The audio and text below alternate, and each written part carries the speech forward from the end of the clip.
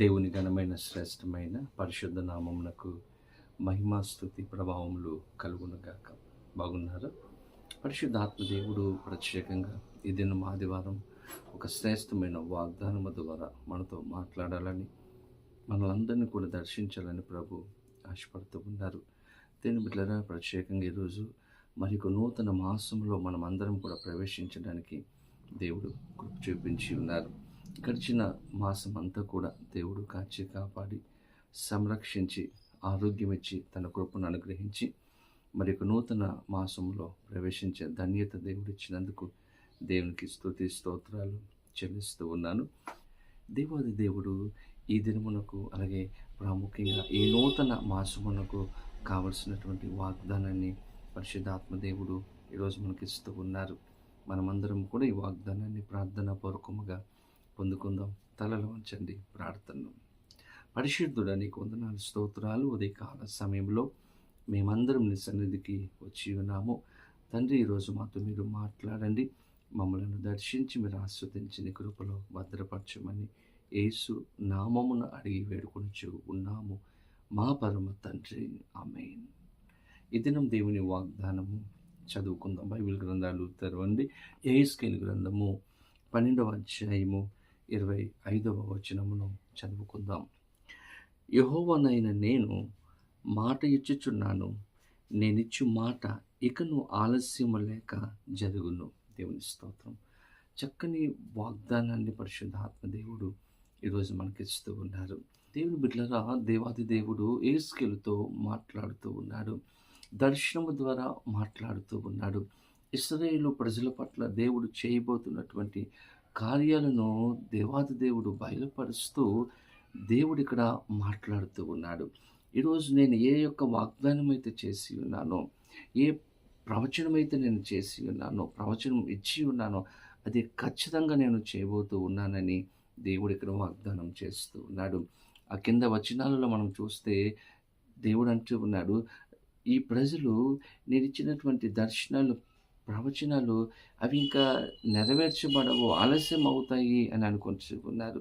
మేము ఎలా పడితే అలా జీవించవచ్చు అని అనుకుంటూ ఉన్నారు. కానీ దేవుడు అంటున్నాడు, నేను ఏ మాట అయితే ఇచ్చానో ఆ మాట ఖచ్చితంగా ఆలస్యం కాకుండా జరుగుతాయి అని దేవుడు వాగ్దానం చేస్తున్నాడు.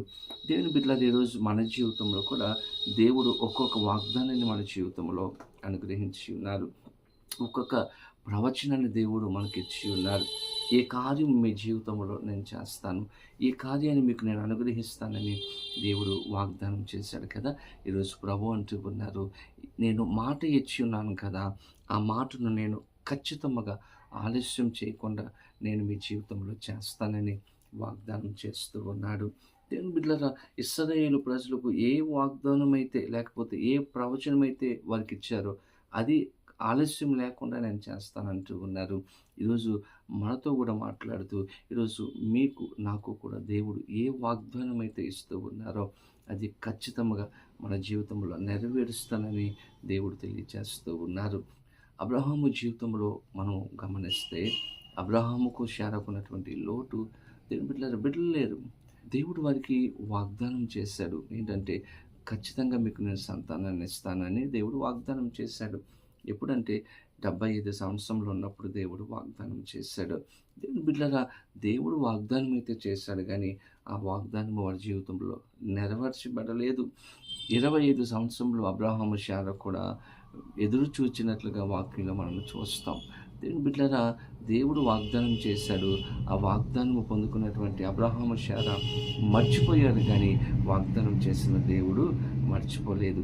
బైబిల్ గ్రంథంలో మనం గమనిస్తే దేవుని బిడ్డలారా, ఆదికాండము 21వ అధ్యాయము 1-2 వచనంలో మనం గమనిస్తే, యెహోవా తాను చెప్పిన ప్రకారం శారాను దర్శించెను. యెహోవా తాను ఇచ్చిన మాట చొప్పున శారాను గూర్చి చేసెను. దేవుడు ఏ మాట అయితే అబ్రహాముకు శారాకు దేవుడు ఇచ్చాడు, ఏ వాగ్దానం అయితే దేవుడు వారి జీవితంలో చేశాడో ఆ మాటను బట్టి దేవుడు శారాను దర్శించాడంట. 2వ వచనంలో ఎట్లనగా, దేవుడు అబ్రహాముతో చెప్పిన నిర్ణయ కాలములో శారా గర్భవతి అతని ముసలితనమందు అతనికి కుమారుని కనెను. దేవుని స్తోత్రం.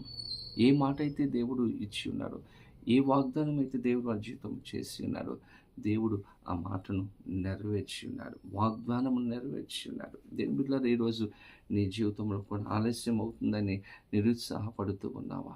అబ్రహాము జీవితంలో 25 సంవత్సరాలు ఎదురు చూచాడు. దేవుని ఆశీర్వాదాన్ని పొందుకున్నాడు. ఒకవేళ నీ జీవితంలో కూడా కార్యాలు ఆలస్యం అవుతూ ఉండవచ్చు. కానీ ఓపిక నీ జీవితంలో నీవు కలిగి ఉండాలి. సహనము కలిగి ఉండాలి అబ్రహాము వలె. ఎప్పుడైతే సహనము కలిగి ఉంటామో, దేవుని కోసం ఎదురు చూస్తామో, ఖచ్చితంగా మన జీవితంలో దేవుడు అద్భుతమైనటువంటి కార్యాలు ఆయన చేస్తారు. ఈ మాసంలో దేవుడు అంటూ ఉన్నాడు, నేను మాట ఇచ్చి ఉన్నాను. నేను ఇచ్చి మాట ఇకను ఆలస్యము లేక చదువు. ఈరోజు మీరు అనుకున్నటువంటి కార్యములన్నీ కూడా ఈ మాసంలో ఏ కార్యాలైతే జరిగితే బాగుంటుంది అని మీరు అనుకుంటూ ఉన్నారు, ఆ కార్యాలన్నీ కూడా దేవుడు చేయబోతున్నాడు. మిమ్మలను సంతృప్తిపరచబోతూ ఉన్నాడు. అటువంటి కృప పరిశుద్ధాత్మ దేవుడు ఈ వీడియో చూస్తున్న ప్రతి ఒక్కరికి అనుగ్రహించి సహాయం చేయండి గాక. ఆమేన్. ప్రార్థన. పరిశుద్ధుడు నీకు వందనాలు, స్తోత్రాలు. ఉదయకాల సమయంలో ప్రభువా మాకు ఇచ్చినటువంటి శ్రేష్టమైనటువంటి అమూల్యమైనటువంటి వాగ్దానమును బట్టి మీకు వందనాలు ప్రభా. అయ్యా, మీరు మాట ఇచ్చి ఉన్నారు. ఆ మాటను ఖచ్చితంగా ఆలస్యం చేయకుండా మా జీవితంలో జరిగిస్తానని వాగ్దానం చేస్తున్నారు ప్రభా. ఈరోజు ఎవరెవరైతే తండ్రి ఈ ప్రార్థనలో ఏకీభవించి ప్రార్థన చేస్తూ ఉన్నారు, విన్నపమును నీ పాద సన్నిధిలో పెట్టి ఉన్నారు, వారి జీవితంలో గొప్ప కార్యములు చేయమని సమాధానము, సంతోషము అనుగ్రహించి ఈ మాసంలో వారి జీవితంలో వారు అనుకున్న కార్యములు జరుగునుగాకని ప్రార్థన చేస్తూ యేసు నామమున అడిగి వేడుకొనొచ్చు ఉన్నాము మా పరమ తండ్రి. ఆమేన్. తండ్రి, కుమార, పరిశుద్ధాత్మ త్రియేక దేవుని యొక్క దేవుని ఆశీర్వాదము సదాకాలము కలుగునుగాక. ఆమేన్. దేవుడు మిమ్మలను దీవించునుగాక. ఆమేన్.